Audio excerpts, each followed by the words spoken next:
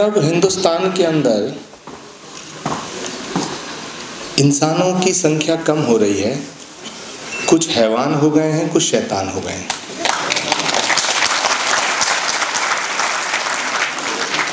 बात बहुत अच्छी है, कॉन्स्टिट्यूशन में कोई बुराई हो ही नहीं सकती है। गीता कुरान की भी बात हुई, धर्म अध्यात्म की बात हुई। मैं थोड़ा सा इसको साफ कर देना चाहता हूं कि धर्म से अलग हट करके, अध्यात्म से अलग हट करके राजनीति हो कैसे सकती है? क्योंकि धर्म का जो मोटिव है वही राजनीति का मोटिव है। मानव के उत्थान की बात और मूल्यों की बात हर एक धर्म करता है। गीता का किसी भी श्लोक का आप अगर अध्ययन करेंगे तो मुझे नहीं लगता कि वहां संकीर्णता नजर आएगी, नैरोनेस नजर आएगी, विराटता नजर आएगी। उपनिषद का अध्ययन करेंगे, कहा गया है शास्त्रों में, अयम निजय परोवेति गणना लघु चेतसाम उदार चरित नान्तु वसुधैव कुटुंबकम। इसका मतलब है कि ये तेरा है, ये मेरा है, ये अपना है, ये पराया है, ये छोटी सोच वाले लोग सोचते हैं। जिनका हृदय विराट है उनके लिए पूरी वसुधा एक परिवार है। तो जो बात आज इंटरनेशनल ग्लोबलाइजेशन की होती है या हो रही है, तो ये तो 5000 साल पहले कृष्ण ने कही। तो इसमें प्रॉब्लम क्या है? कुरान को उठा के आप देखेंगे, डॉक्टर संजय सिंह जी, मनु सिंह भी साहब ने जरूर पढ़ा होगा। कुरान की एक आयत है कि अल खल्क अयालुल्लाह। उसका अर्थ है कि तमाम मखलूक अल्लाह का कुनवा है। यानी जो भी कुछ सृष्टि पे दिखाई दे रहा है वो एक ही परिवार है। बात ये भी एक है। तो फर्क कहाँ है? मुझे लगता है कि धर्म और धर्म ग्रंथों की वजह से प्रॉब्लम नहीं है। धर्म की व्याख्या जो की जा रही है और धर्म ग्रंथों को जो तोड़ मरोड़ करके अपनी तरह से पेश किया जा रहा है, यहाँ प्रॉब्लम क्रिएट होती है। मुझे याद है गांधी चंपारण के आंदोलन में किसी गांव से गुजर रहे थे। ये बात मैं खास तौर से इसलिए रखना चाह रहा हूं कि आप वो लोग हैं जो अपने अपने फन में मास्टर हैं और यहां तक पहुंचे हैं। अब सिर्फ मैं आपकी तारीफ करूं, आप मेरी तारीफ करें, मनु सिंघवी जी शीला जी की तारीफ कर दें, शीला जी मनु सिंघवी की कर दें, आचार्य प्रमोद कृष्णम को अच्छा सा बुके दिया जाए और उनको प्रशस्ति पत्र दे के विदा कर दिया जाए, तो ये बात किसी निष्कर्ष पे नहीं पहुंच सकती है। अगर हमें निष्कर्ष पे पहुंचना है और ऑल इंडिया प्रोफेशनल कांग्रेस को वाकई देश के अंदर हमें खड़ा करना है और इस मैसेज को क्लियर करना है, तो हमें ग्राउंड रियलिटी पे बात करनी पड़ेगी। गांधी चंपारण के गांव में पहुंचे और किसी घर के आगे उन्होंने पानी मांगा।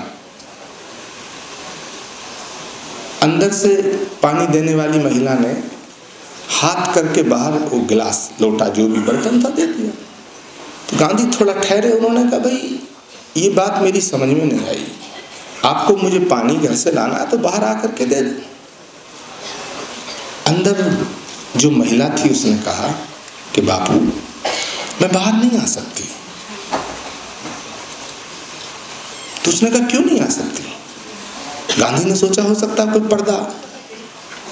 उसने कहा अगर तुम छोटी होगी मेरी बेटी की तरह होगी, बड़ी होगी थोड़ी बहन की तरह होगी, और बड़ी होगी माँ की तरह होगी। तो उस औरत ने कहा बापू बात ये नहीं है, बात ये है इस घर में 2 औरत रहती हैं और धोती एक है। इस घर में 2 औरत रहती हैं, साड़ी एक है, धोती एक है। जब वो काम पे जाती है धोती लपेट जाती है, मैं नंगी हूं। इमेजिन, गांधी के हाथ से लोटा गिर गया। गांधी ने कहा जब तक इस देश का किसी भी कोने में रहने वाली औरत के तन ढकने तक कपड़ा नहीं होगा, गांधी नंगा रहेगा।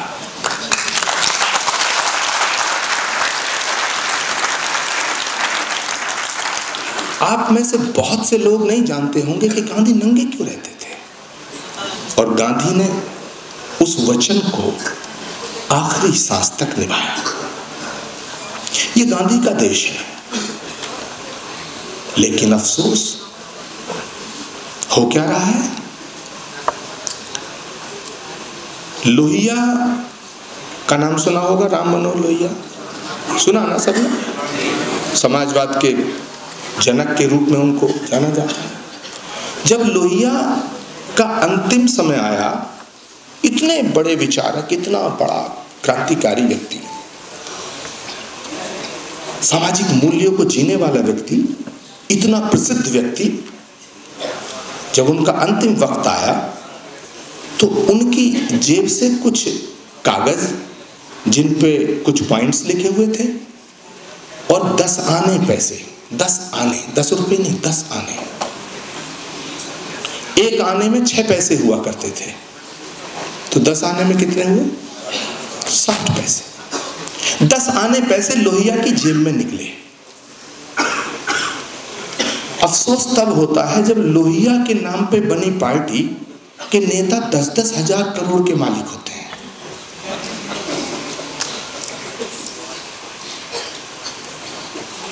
समाजवादी पार्टी का जन्म हुआ लोहिया के नाम पर। उत्तर प्रदेश की बात करना चाहूंगा।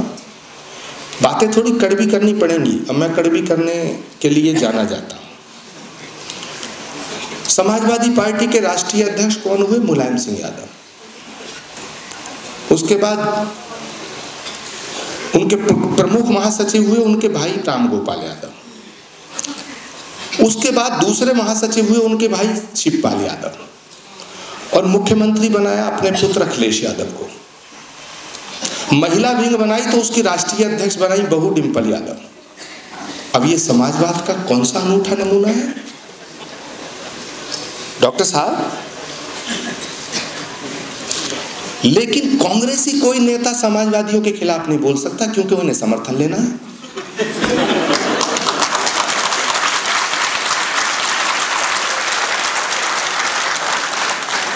फैक्ट। अमिता सिंह जी सोच रही होंगी बुलाए थे आचार्य जी अच्छी बात करने को, क्या बात करनी शुरू कर दी।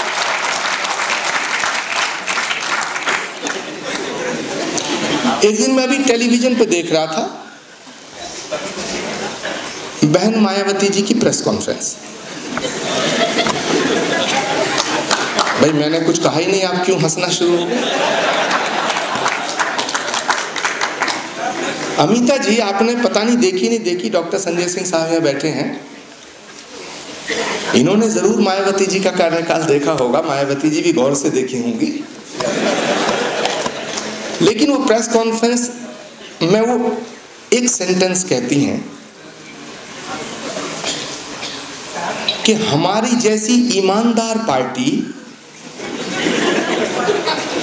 कांग्रेस जैसी पार्टी से अलायंस कैसे करे।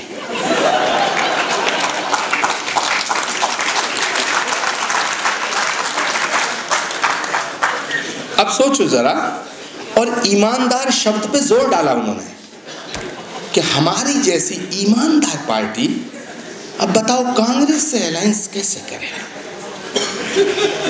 बाबा साहब के नाम पे राजनीतिक पार्टी बनी, कोई बात नहीं, बननी चाहिए।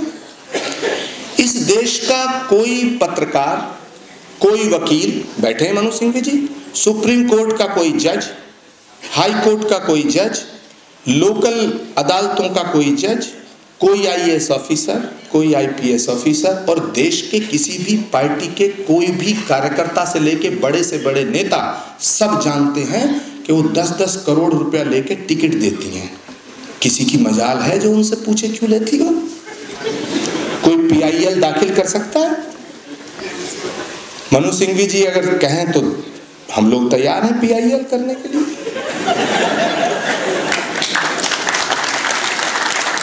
प्रॉब्लम खड़ी हो जाएगी।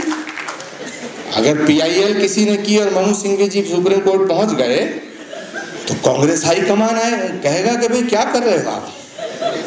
कपिल सिब्बल जी पहुंच गए थे सुन्नी वक्फ बोर्ड की तरफ से सुप्रीम कोर्ट, तो बीजेपी ने कहा कि कांग्रेस तो हिंदू विरोधी है, मंदिर का विरोध कर रही है। कपिल सिब्बल को बेचारों को वापस लेना पड़ा अपना नाम। जब देश का सिनेरियो ऐसा है, राजनीतिक परिदृश्य ऐसा है, ऐसे दौर में वैल्यू बेस्ड पॉलिटिक्स की बात अमिता जी आपकी ऑल इंडिया प्रोफेशनल कांग्रेस ने की है, तो मैं आपको सलाम करता हूं, प्रणाम।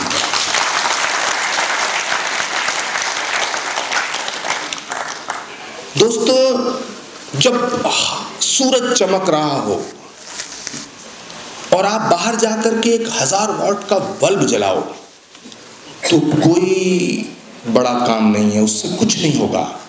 जब घोर अंधेरा हो तब एक शमा जलाना भी बड़ी बात होती है। जहां हर क्षेत्र में हर एक जगह वैल्यू खत्म हो रही है, एक जगह थोड़ी हो रही है, समाज का ताना बाना चूर चूर हो रहा है, तार तार हो रहा है।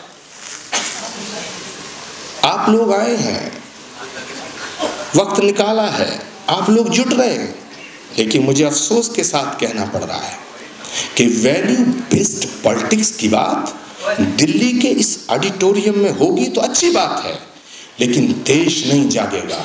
देश तब जागेगा जब वैल्यू बेस्ड पॉलिटिक्स की बात गांव-गांव जाकर आप करेंगे, तब देश। क्योंकि डेमोक्रेसी के अंदर सब कुछ जनता से है। मनोज सिंघवी जी ने बहुत अच्छी बात कही और उसको एक्सप्लेन भी किया। हम जनता के लिए हैं, जनता के द्वारा है, जनता बात ठीक है, लेकिन क्या करोगे? जनता में 80% तो सब क्या करोगे? अगर इस देश की जनता में जागृति आती, मुझे लगता है कि जब देश आजाद हुआ, भगत सिंह की उम्र कितनी थी? 23 साल, जब वो फांसी के फंदे पे झूला। अब मैं थोड़ी जिम्मेदारी से, भाई टाइम है थोड़ा, ज्यादा तो नहीं बोल नहीं, मनोज सिंघवी जी भी कम टाइम नहीं लिया उन्होंने, ऐसा नहीं। शीला जी ने बिल्कुल, लेकिन मैं एक और बधाई इनको देना चाहता हूं अमिता जी को कि इन्होंने वैल्यू बेस्ड पॉलिटिक्स में शीला जी से ओपनिंग कराई। जिन शीला जी को उन्होंने परास्त कर दिया जिनका कोई वैल्यू नहीं है।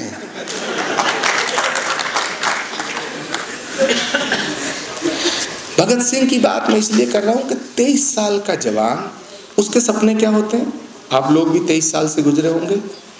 उन दिनों मोबाइल नहीं था, लेकिन बाकी तो सब चीज थी। 20 से 25-21 साल में क्या चैटिंग फैटिंग ये सब चलता रहता है। लेकिन भगत सिंह की जिंदगी में ये नहीं चल रहा था।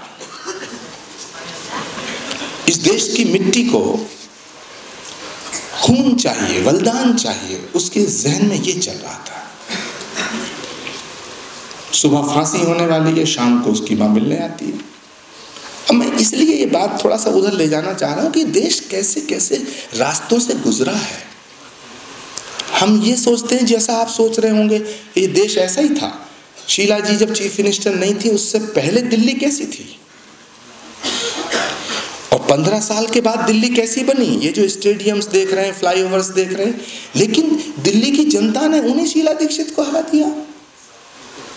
4 लुच्चे लफंगे एक साथ खड़े होकर नारे लगाना शुरू कर दिया, उन्हें गद्दी दे दी।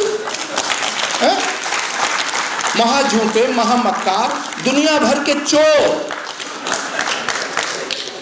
डॉक्टर साहब,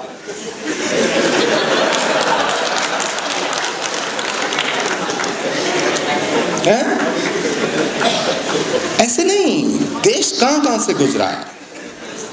सोच के देखो, 23 साल की उम्र में सुबह तुम्हें मरना है।